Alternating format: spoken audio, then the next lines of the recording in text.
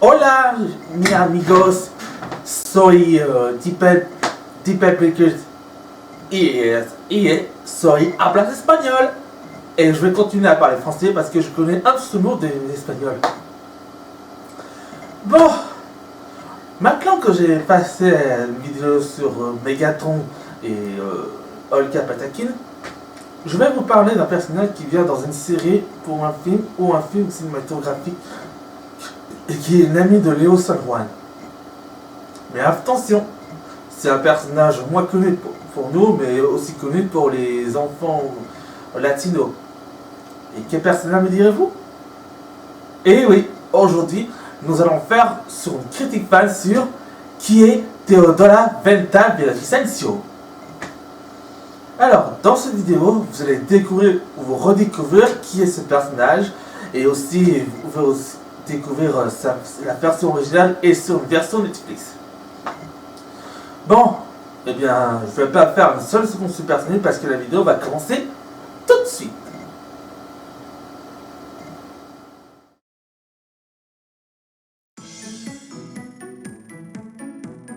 Donc c'est parti, nous allons commencer notre fameux critique fan sur Teodora Villavicencio de la série de Las Leyendas ou Quête des légendes sur Netflix. Et bien sûr, comme beaucoup de types de vidéos, attendez-vous d'y avoir une petite alerte au spoiler. Nous allons commencer par le bio. Teodora Vincenta de la Purísima Concepción de la Inmaculada della Villavicencio, bien que souvent appelée uniquement Teodora Villavicencio, parfois sûrement appelée Léo, est un personnage principal de la Leyenda et Quête de légende et un membre essentiel de Team Legend. Teodora est le seul personnage qui avait gardé sa voix latino depuis 2007, alors que chacun des personnages ont eu leur voix d'acteur changée dans cette série depuis 2011. Tout de son design à sa personnalité et surtout son histoire a été radicalement changée.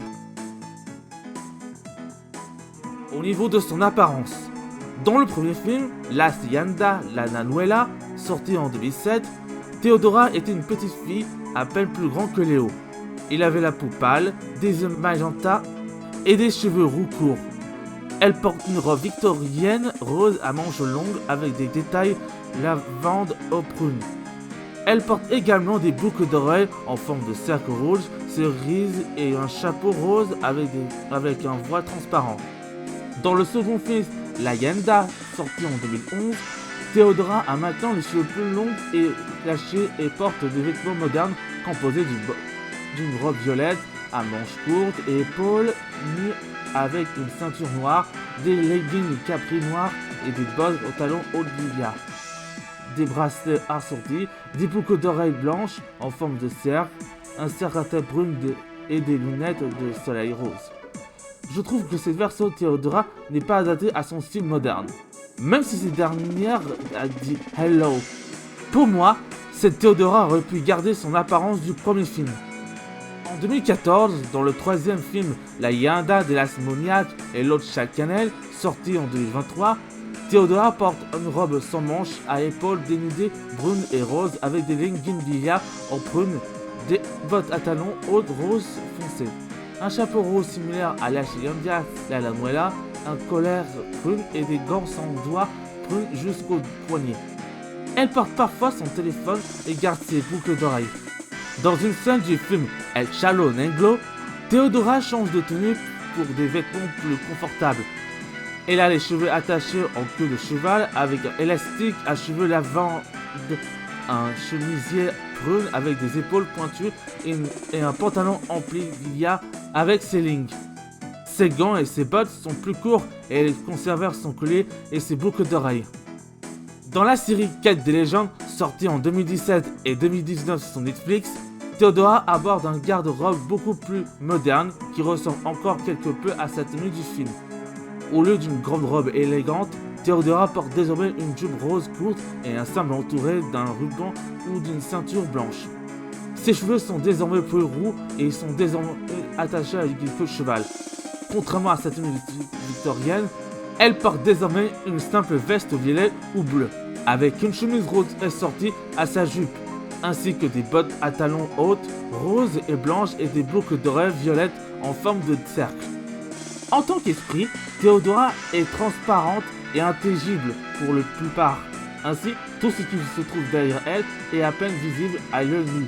Une autre effet de son corps spirituel est une faible lueur vert cercle qui apparaît autour de son cœur. Il est intéressant de noter que cette lueur est différente de la douce lueur bleue qui semble posséder les autres fantômes. Au niveau de sa personnalité, dans la version sur Netflix, à savoir Quête des légendes, Théodora est une association pleine d'humour et complexe. Elle s'est renée au XXIe siècle, en 2002 ou plus. Mais malgré sa tenue de jeune fille en première vue, Théodora est en réalité très agressive et n'hésite pas à se sortir des situations délicates. Elle peut être impolie, colérique et agressive, étant donné aussi que ses aventurismes courageuse, altruiste, amicale et sociable. Malgré ses défauts, Théodora n'est pas une mauvaise personne au fond d'elle. Théodora fait preuve face aux tragédies, comme s'inquiéter du vol d'âme d'enfants pour Vodnik. Elle fera ce qui est juste et le souci de ses amis, même si elle se montre parfois méchante. Théodora se montre ironique et altruiste et risque ça pour sauver les autres. Tout au long de la série, Théodora fait preuve d'humour et variant en allant plaisanter avec des jeux de mots. Théodora peut se montrer enthousiaste comme raconter des blagues. Elle est également très fière d'utilisation des jeux de mots, comme lancer de nombreuses répliques de Baba Yaga. Entre-temps, Théodora est souvent agacée par ses blagues sauvant au-dessus de la tête de ses amis. Pourtant, son humour reste vif. Même s'il est généralement agressif, Théodora montrera beaucoup d'amour et d'affectueux à ses amis, mais dans les moments décontractés, comme la désinvolture qu'elle aime faire du souci d'Alibréré et les moindres mesures de Don Andrés. Même si elle est amie avec Léo, Don Andrés et Alibréré, elle ne s'entend pas bien avec Marcella, car elle se montre agressive ouvertement avec cette dernière. Mais après, elle la considère comme une amie. Théodora était proche de sa famille. Chaque fois qu'elle évoquait sa mère, c'était une manière positive, ne manifestait aucune rancune à son égard au cours de ses aventures. Après avoir bénéficié Astral, elle souhaite rester auprès de sa maman. Mais elle a choisi de sauver le monde de Léo dans l'époque 1800, s'il ne voulait pas perdre sa famille, en particulier sa mère. À la fin de la série, elle retrouva sa mère et tous deux s'étreignirent en larmes. Dans la cinématographie de La Leyenda, Théodora avait une personnalité différente. Contrairement à la série Netflix, Théodora est beaucoup plus féminine, excessivement exagérée. Petite fille gâtée par ses parents riches et traitée comme une reine pour sa famille et ses amis. Théodora est une jeune fille égocentrique, émotive et extraordinairement inutile envers ses amis dans certaines situations. Petite fille stupide, elle essaie de faire tourner chaque situation et effrayer la simple idée du danger. Pourtant, aucune de ses amis ne trouvait pas la force de la détester. Théodora aime ses amis et elle les aime. Dans la série Netflix, au milieu de la nuit, Théodora marchait seule. Elle était très occupée avec son portable. Sans même entendre un bruit, Théodora a été percutée par un camion. À l'hôpital, Théodora se réveilla. Elle vit sa mère pleurer et son père en deuil, et le médecin leur annonce que Théodora ne s'éveillera jamais. Mais ils ignorent que la jeune fille fut un esprit. En clair, dans la série Netflix, Théodora n'était pas morte, mais dans le coma qui ne peut durer que 3 mois. Dans la version cinématographique, Théodora était la fille unique de la famille Villavicencio et mène une vie paisible à Puebla. Mais même si elle est riche, elle est amie avec Tonita San Juan, la grand-mère de Léo, et Xochitl. Tout se passe bien jusqu'à une horrible tragique. En 1755, sa famille furent tués par la méchante la Nuela pendant qu'ils mangèrent leur soupe. Théodora et ses 2 amis furent épargnés, mais elle devait être sacrifiée par la sorcière aux côtés de ses amis. Cependant, Tonita, elle a survécu, mais pas Théodora et Xochitl. Après que la Nuela est vaincue par les hommes de frère Godofredo, les fantômes de Théodora et Xochitl sont libres et hantent le manoir de la famille Villavicencio pendant 53 années.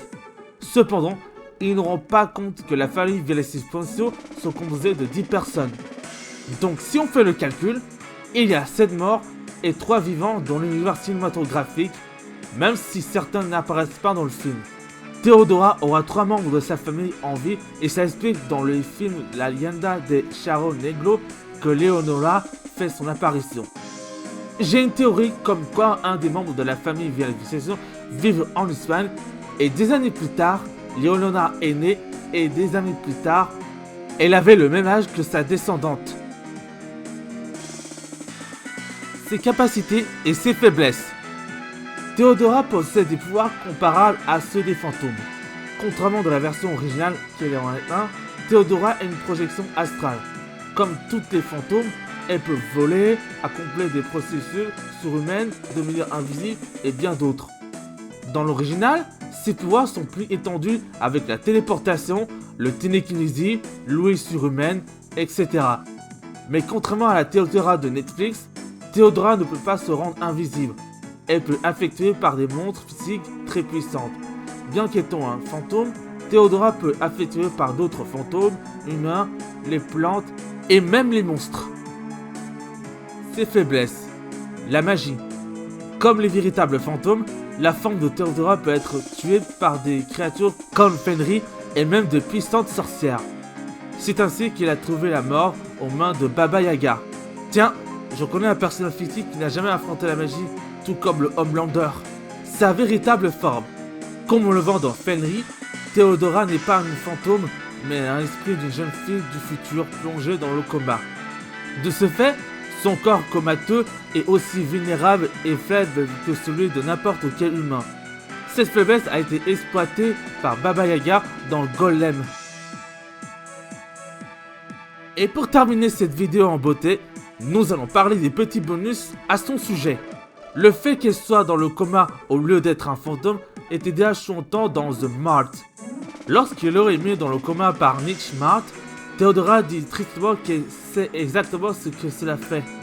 Comme indique dans le test d'introduction, Theodora est sans doute celle qui a connu le plus de changements dans la transfusion entre la Leyenda et Quête des légendes.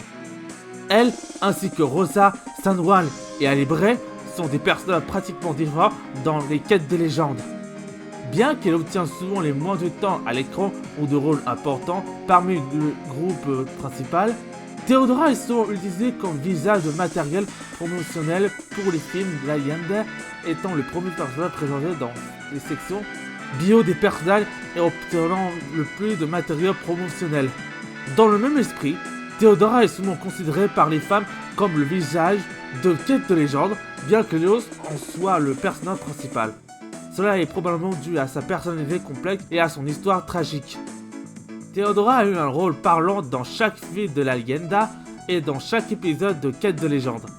À un ordre qu'elle partage uniquement avec Leos San Juan, Alibre et les joueurs Fernando et Moribunda sont presque aussi qualifiés pour cette distinction, mais Alibre n'a pas eu le rôle parlant dans Toad Fairy et les jumeaux ne parlent pas sans traduction du terme. L'apparence et la personnalité de Theodora sont similaires à celles de Menda du film Brave de Disney Pixar de 2012. La seule différence est que Theodora n'a pas les yeux bleus. Theodora est la seule personnage féminin à être roux. Theodora fait sa première apparition dans le film d'animation horrifique La Leyenda de la Nuala, dans l'épisode La prophétie de la Quête des légendes et dans l'épisode La Poésie de la Quête des légendes, les maîtres des mythes. Theodora sera née en 1743 dans la Leyenda et dans le XXe siècle probablement en 2000. Mais elle sera morte en 1755 à l'âge de 12 ans dans la Lanuala. Dans la série, elle est dans le coma mais ramenée à la vie par le nouveau Quetzalcoatl. Dans les films, Theodora a des yeux en magenta, tandis que dans la série, elle a des yeux noirs. Theodora a une chienne du nom de Chichi. Theodora est doublée par Maite Cordelio dans la VO des films, Anne-Marie Blanco dans la série et Delphine Chauvel en VF, toujours dans la série. Excusez-moi, je vais reprendre mon souffle. Et donc voilà, ainsi vous avez découvert qui était Theodora Villavicencio. Et bien sûr, si un jour je pourrais faire une critique face sur l'univers de Last Leyendas et Quête des légendes, dites-le moi dans les commentaires et je ferai. Sans aussi des personnages fictifs des mythes de Last Leyendas et Quête des légendes. Quant à moi, je tiens à vous dire que la vidéo va continuer après ça. Et donc voilà mes amigos, ainsi vous avez découvert qui était Teodora Villavicencio, Venta Villavicencio, et je pense que c'est qu'à partir de la prochaine vidéo, nous allons faire sur un personnage sur l'univers de Sonic. Et ouais, parce que maintenant que notre cher youtubeur Valentin Info a arrêté YouTube il y a à peu près 4 ans, j'ai décidé de faire une critique face sur l'univers de Sonic. Mais seulement une seule personnage sur un univers Sonic.